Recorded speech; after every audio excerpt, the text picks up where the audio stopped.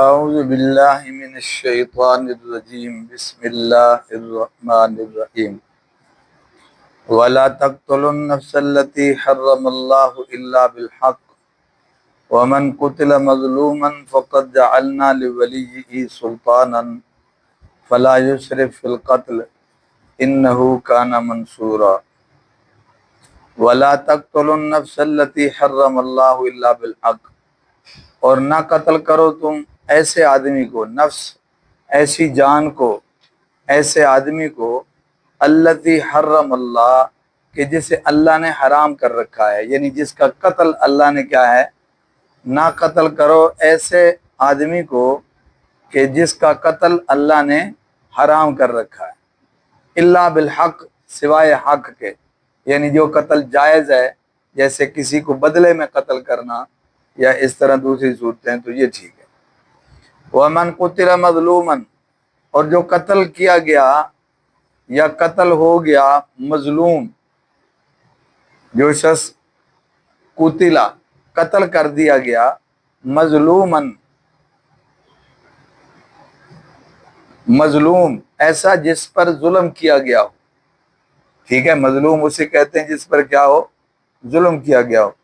تو آپ مفہومی ترجمہ یوں کریں گے، جو شخص قتل کر دیا گیا ظالمانہ طریقے سے، ظالمانہ طریقے سے، فقط جعلنا لولیہ، تو پس تحقیق ہم نے بنا دیا ہے اس کے ولی کے لیے، سلطاناً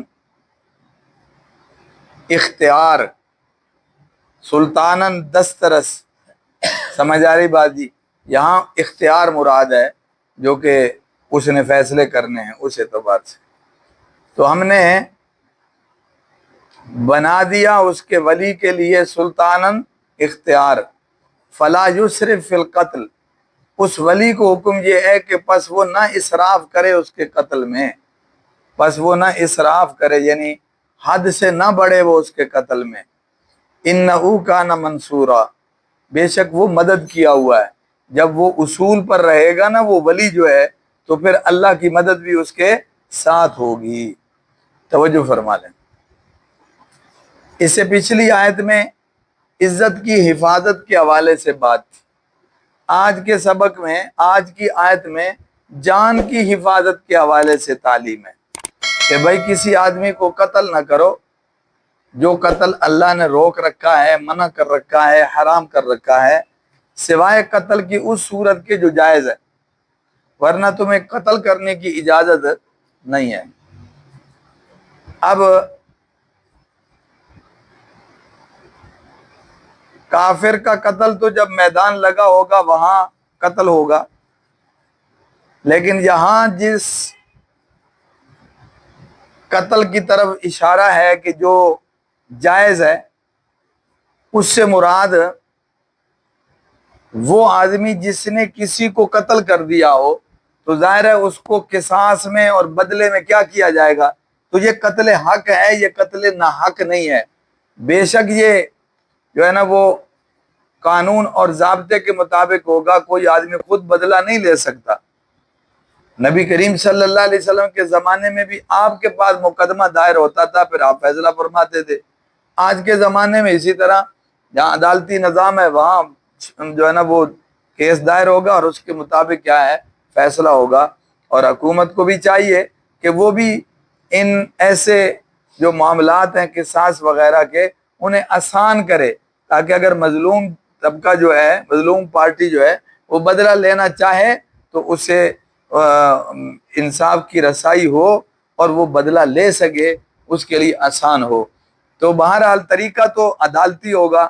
تو قتل تو ہوا نا، قصاص کے طور پر قتل ہوا، یہ بھی جائز ہے۔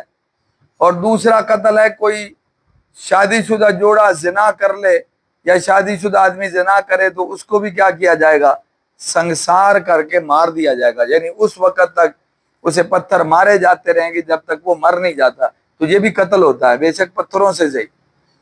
اور تیسری صورت یہ ہے کہ جب کوئی مرتد ہو جائے، اسلام سے، دین سے پھر جائے، تو اسے بھی کیا کر دیا جائے گا، قتل کر دیا جائے گا۔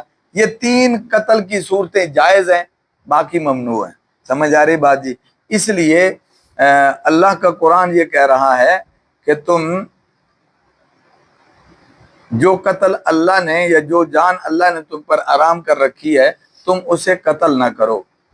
फ़क़द जअलना लिवलिय्यि सुल्ताना, अब जो कत्ल हो जाए तो फिर उसका जो वली है उसको हमने इख्तियार दे रखा है।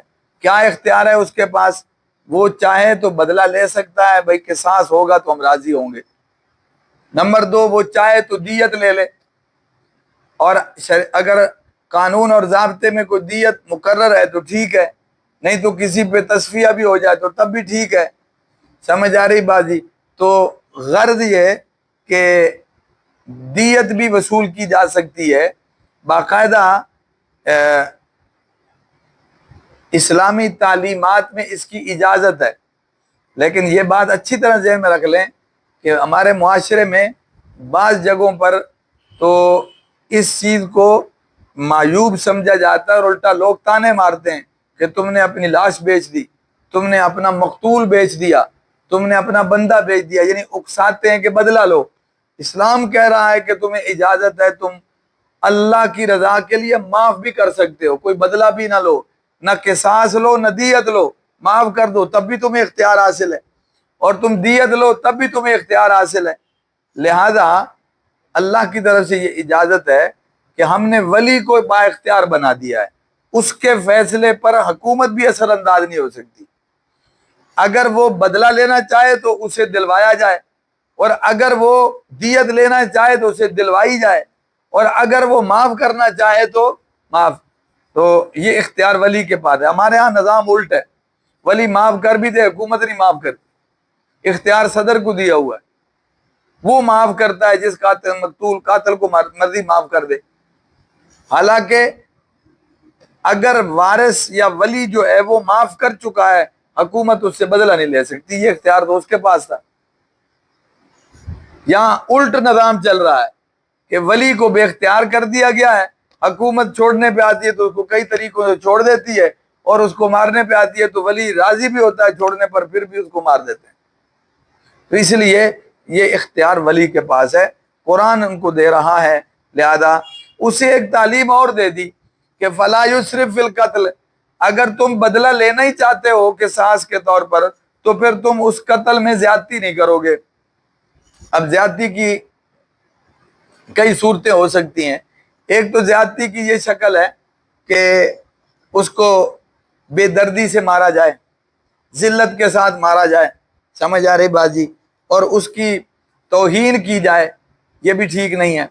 और दूसरा फला युस्रिफ फिल कत्ल, कत्ल में ज्यादती न करो, इसका ये मफहूम भी बनता है कि अगर तुमने दियत ले ली है तो अब तुम्हें मारने की इजाजत नहीं है। तो अगर वली दियत ले लेता है और उसके बाद फिर तरीके से मार देते हैं तो ये कत्ल में क्या है? ज्यादती है। कि जब तुम्हारा तस्फिया हो गया, सुलह हो गई, दियत दे दी गई, अब फिर उसके बाद अब उसकी जान को बख्शा जाए, अब उसे कत्ल करने की इजाजत नहीं है। गर्ज ये कि फला युस्रिफ फिल कत्ल, इसमें भी ज्यादती की कोई गुंजाइश नहीं है। और अल्लाह कुरान में ये फरमा रहे हैं कि इन्नहु काना मंसूरा, ये मदद किया हुआ है। यानी वैसे भी जब तक आदमी अल्लाह के हुक्म के मुताबिक होता है तो अल्लाह की मदद होती है। गुनाह पर अल्लाह मदद नहीं करते, नाफरमानी पर अल्लाह मदद नहीं करते। मदद जो है वो खालिसतन अच्छे काम पर है। कुरान में लोगों के लिए ये तालीम है, तावनु अलल बिर्रि वत तक़वा, नेकी और तकवे पे तावन करो। तो अल्लाह गुनाह पर तो तावन नहीं करेगा ना, जो खुद लोगों को ये तालीम दे रहा है कि अच्छाई पर मामनत करो, तावन करो। तो अल्लाह भी क्या है? नेकी पर तावन करते हैं। इन्नहु काना मंसूरा, ये जो काम करेगा वो उसमें अल्लाह की मदद हासिल है, क्योंकि ये शरा के मुताबिक वली है, वारिस है, तो इसके मुताबिक इसको इख्तियार भी शरीयत ने दे रखा है। तो जब तक ये शरीयत के दायरे में चलेगा अल्लाह की इसको ताईद और मदद भी क्या होगी? हासिल होगी। आ जाएगी समझ में बात। तो इज्जतों का तहफ़्फ़ुज़ भी कुरान कर रहा है और जान का तहफ़्फ़ुज़ भी कुरान कर रहा है। तो अगले सबक में अब माल के तहफ़्फ़ुज़ पे जिक्र आएगा। अल्लाह समझ नसीब करे। अल्लाह अमल को